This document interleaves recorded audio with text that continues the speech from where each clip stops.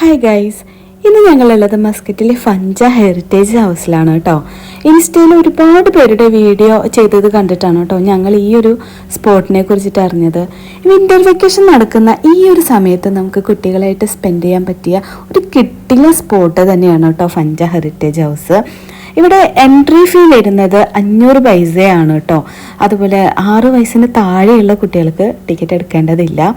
പിന്നെ in case നിങ്ങൾക്ക് അവിടെ സ്റ്റേ ചെയ്യണമെന്നുണ്ടെങ്കിൽ 30 റിയാൽ അഡീഷണൽ കൊടുത്തു കഴിഞ്ഞാൽ നമുക്ക് അവിടെ സ്റ്റേ ചെയ്യാൻ പറ്റുന്നതായിരിക്കും.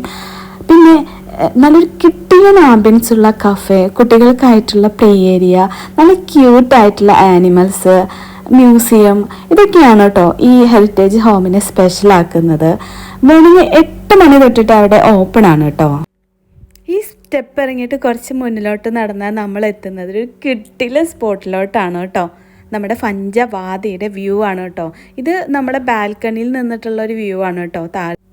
താഴെ ഇറങ്ങി കാണുന്നവർക്ക് വേറൊരു വഴിയുണ്ട് കേട്ടോ. ബാൽക്കണിയുടെ വഴി അല്ലാണ്ട് വേറൊരു വഴിയും കൂടി ഉണ്ട്. അതുവഴി പോയി കഴിഞ്ഞാൽ നമുക്ക് വാദിയുടെ ഭാഗമൊക്കെ കവർ ചെയ്ത് കാണാൻ പറ്റും കേട്ടോ. പിന്നെ ഞങ്ങൾക്ക് കൂടുതൽ ഇഷ്ടപ്പെട്ടൊരു സംഭവമാണ് കേട്ടോ ഇവിടുത്തെ ഈ ഫർണിച്ചറിൻ്റെ കളറും അതുപോലെ ഫോട്ടോ വീഡിയോ ഒക്കെ എടുക്കുമ്പോൾ നല്ലൊരു ഭംഗിയായിരുന്നു കേട്ടോ.